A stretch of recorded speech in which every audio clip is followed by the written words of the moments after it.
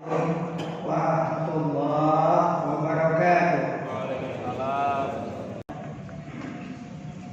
Alhamdulillah rabbil alamin wa bihi nasta'inu ala umuri dunya waddin.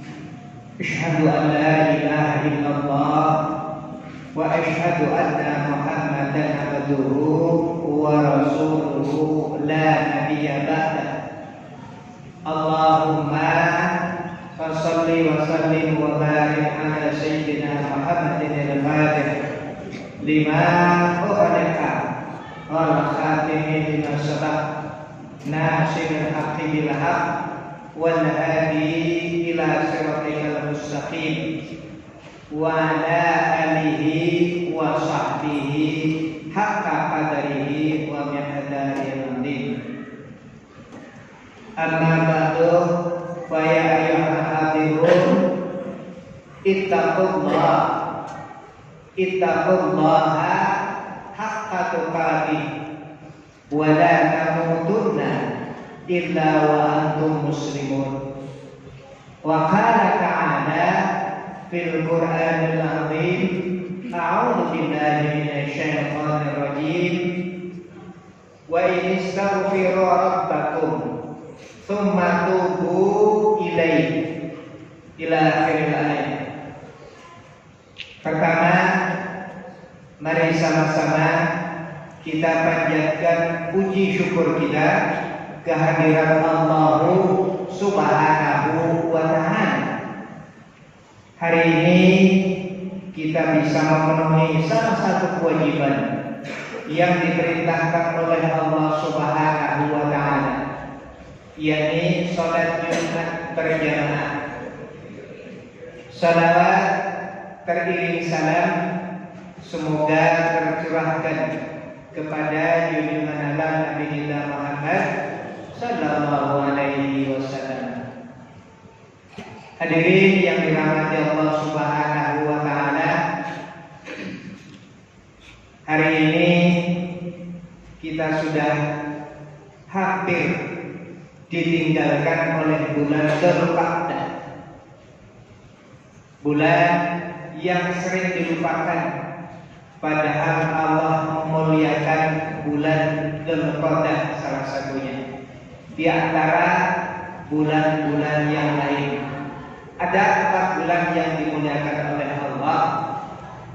Yang pertama bulan Dzulqa'dah, bulan Dzulhijjah, bulan Muharram, dan satu yang terpisah.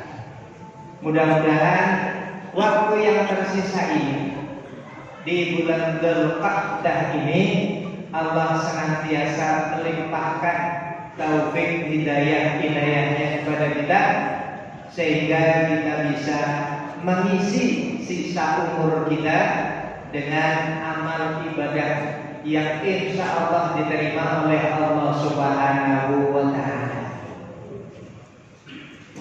Lantas apa pesan dari bulan Dzulqa'dah yang dimuliakan oleh Allah Subhanahu wa ta'ala? Salah satu yang diperintahkan oleh Allah Subhanahu wa ta'ala di bulan Dzulqa'dah ini adalah perbanyaklah beristighfar semata-mata karena Allah Subhanahu wa ta'ala. Allah sudah mengisyaratkan di dalam Al-Quran, wabil khusus di surahnya surah Nuh ayat yang ke-10 sampai yang ke-12. Selain surah Nuh masih banyak surah-surah yang lain, di antaranya surah Hud ayat yang ketiga. Allah berfirman, Bismillahirrahmanirrahim, wa inistaghfiru rabbakum tsumma tubu. Perbanyaklah istighfar dan mohon ampunlah kalian kepada Allah, iringi dengan bertobat kepadanya. Kenapa kita diminta untuk beristighfar kepada Allah? Karena ternyata istighfar mengandung banyak manfaat dan hikmah yang terkandung di dalamnya. Hadirin yang dirahmati Allah Subhanahu wa taala, di dalam lanjutan surah Hud ayat yang ketiga Allah katakan, tubu ilaihi yumatikum mata'an hasanat ila ajalin musamma. Hadirin, tidak hanya tidak sekedar untuk beristighfar dan bertobat, tetapi ternyata Allah akan memberikan kenikmatan. Kenikmatan yang bagaimana? Kenikmatan yang baik.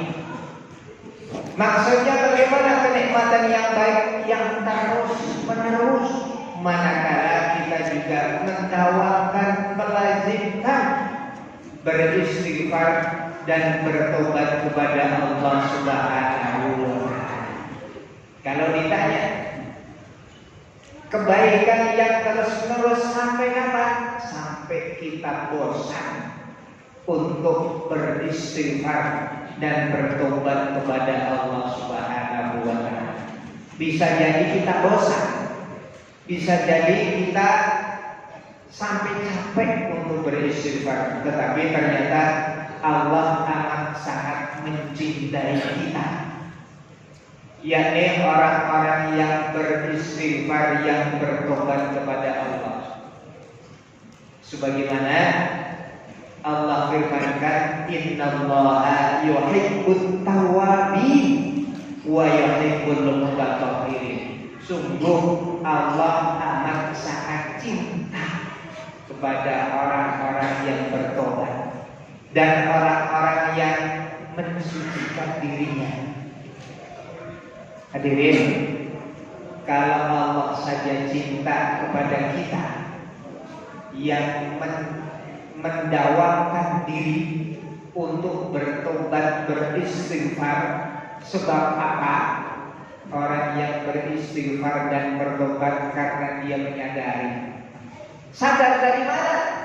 Sadar bahwa dirinya banyak kesalahan, banyak dosa, banyak perilaku-perilaku yang tidak diperkenankan oleh Allah Subhanahu wa taala.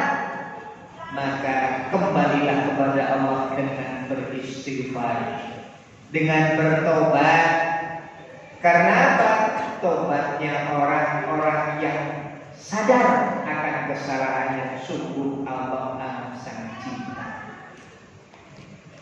Selain dicintai oleh Allah, ternyata Allah memberikan kenikmatan-kenikmatan yang banyak. Apa misalnya? Ada satu kisah yang menarik dari tobatnya seorang hamba, istighfar yang dilakukan terus menerus ketika Imam Ahmad bin Hanbal yang dulu tinggal di Baghdad, di Irak, secara tidak sengaja nggak tahu harus pergi kemana, tapi ternyata kakinya melangkahkan diri untuk pergi ke Basrah. Basrah salah satu kota yang ada di Irak, sedangkan ibu kotanya namanya Baghdad. Nggak ngerti di usia yang sudah semakin senja, Imam Ahmad berangkat ke kota Basrah yang jaraknya cukup lumayan. Perjalanan kala itu memakan waktu yang tidak sebentar. Di dalam perjalanan Imam Ahmad hanya menuruti kata hatinya, ada sesuatu yang menggerakkan kakinya untuk sampai di kota Basrah. Ternyata perjalanan yang cukup panjang membawa Imam Ahmad sampai di kota Basrah itu waktu sholat Isya. Ketika sholat isya, maka Imam Ahmad mampir di salah satu masjid. Ketika sholat isya sudah dimulai, maka Imam Ahmad pun menjadi makmum di belakang imam.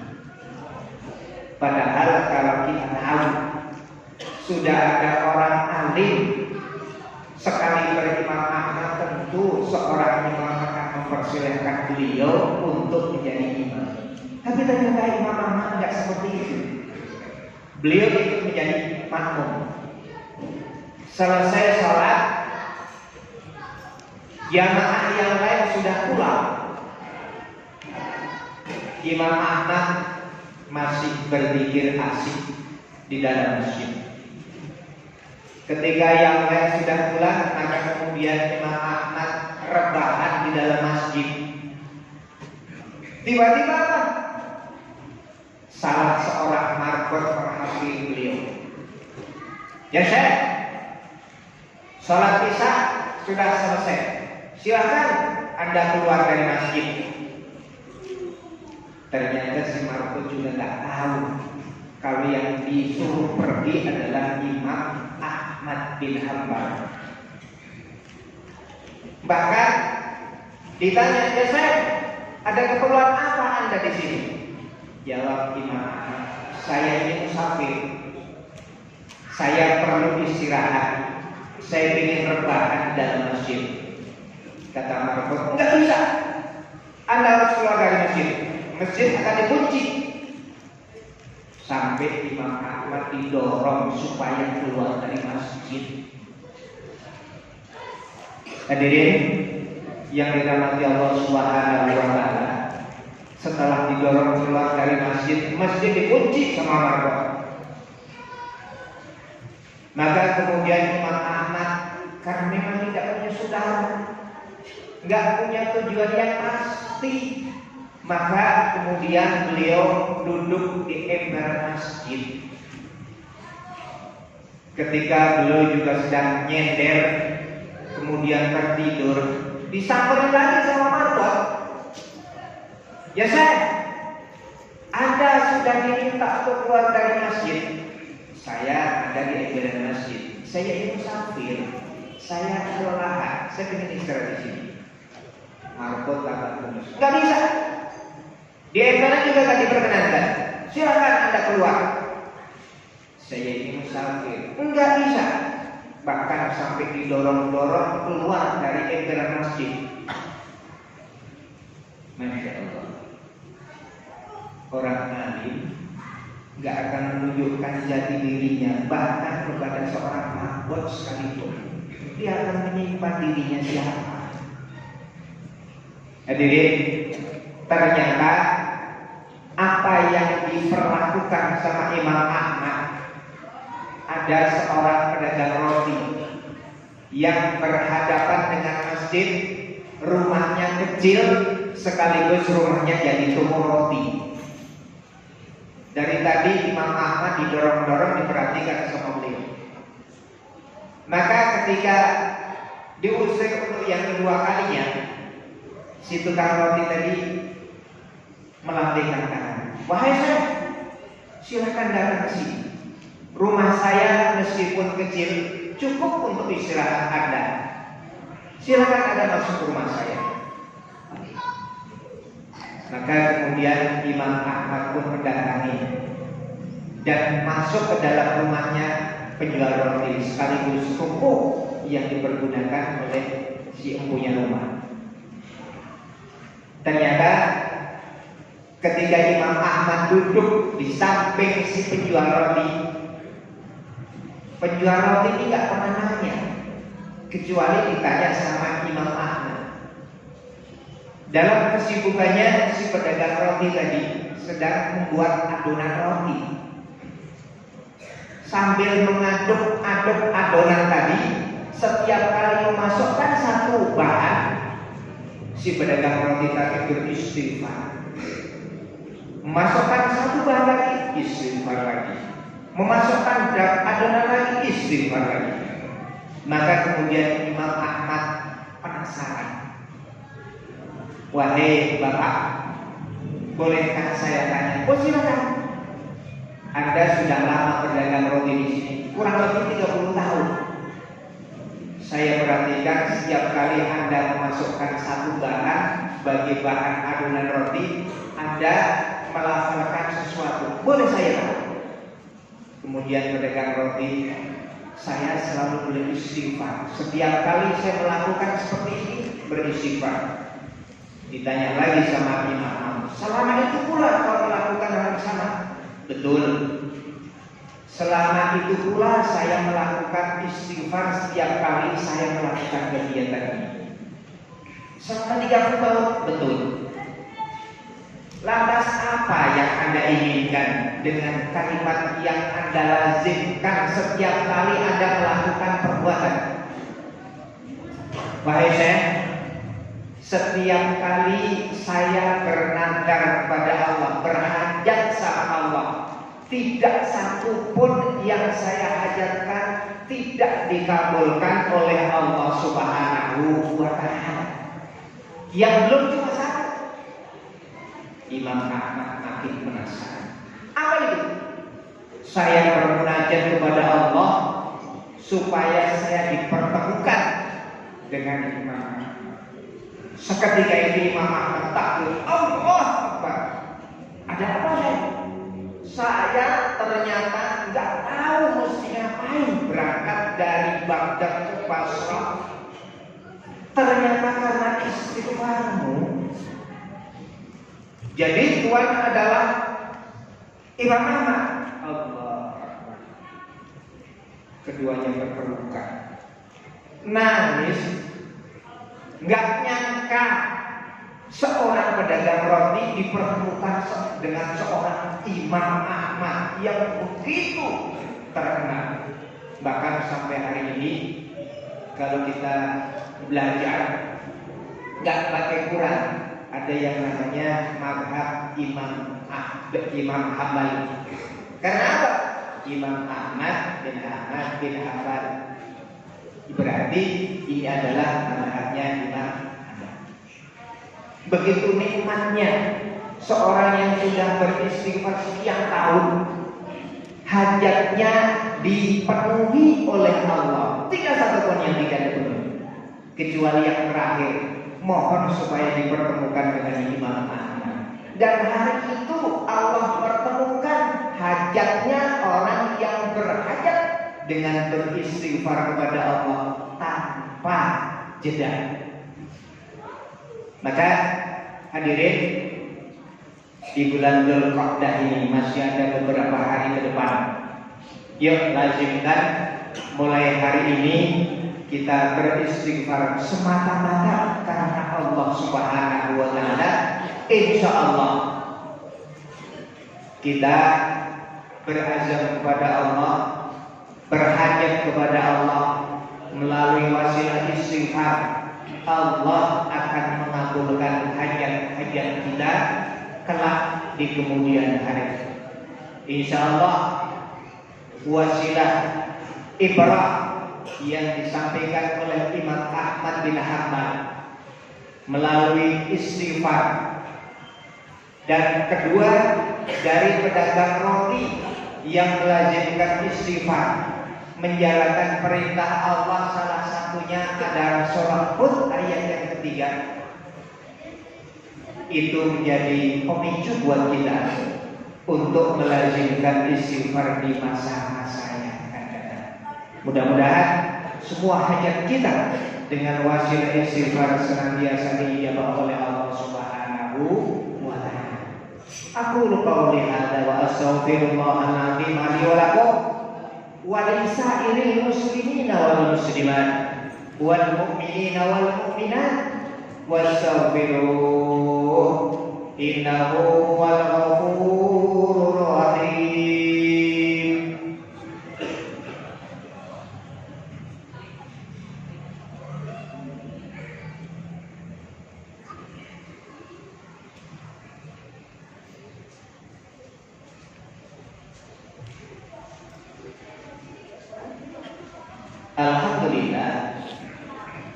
Alhamdulillahirabbil alamin wassalatu wassalamu ala asyrofil anbiya'i wal mursalin wa ala alihi wa sahbihi wa man tabi'ahum bi ihsanin ila yaumiddin.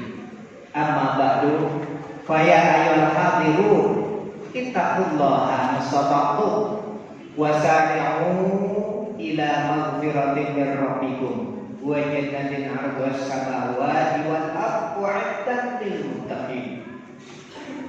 Wa qala ta'ala fi ayatil ukhra innallaha wa malaikatahu yusholluna 'alan nabi ya ayyuhalladzina amanu shallu 'alaihi wa sallimu taslima. Allahumma shalli 'ala sayyidina Muhammadin wa 'ala ali sayyidina Muhammad kama shallaita 'ala sayyidina Ibrahim wa 'ala ali sayyidina Ibrahim wa barik 'ala sayyidina Muhammad wa 'ala ali sayyidina Muhammad kama barakta 'ala sayyidina Ibrahim wa 'ala ali sayyidina Ibrahim fil 'alamin innaka Hamidum Majid. Warḍallahumma an arba'atil khulafa'ir rasyidin Abi Bakr wa Umar wa Uthman wa Ali wa an baqiyatis sahabati wat tabi'in wat tabi'in tabi'in wa 'alaina ma'hum bi rahmatika ya arhamar rahimin. Allahumma ighfir lil muslimina wal muslimat wal mu'minina wal mu'minat al ahya'i minhum wal amwat innaka sami'un qaribun mujibud da'wat wa ya qadiyal hajat bi rahmatika ya arhamar rahimin. Rabbana arinal haqqa haqqan warzuqna ittiba'ah wa arinal batila batila warzuqna ijtinabah. Allahumma inni as'aluka al-huda wa tuqa wal afafa wal ghina. Allahumma hdina bil ilmi wa zayyinna bil hilmi wa akrimna bil taqwa wa jammilna bil afiyah. Allahumma as'aluka al-afwa wal afiyah wal mu'afata daimah fid dini wad dunya wal akhirah. Rabbana atina fid dunya hasanah wa fil akhirati hasanah wa qina adzabannar. Ibadallah, innallaha ya'murukum bil 'adli wal ihsan wa ita'i dzil qurba wa yanha 'anil fahsya'i wal munkari wal baghi ya'idukum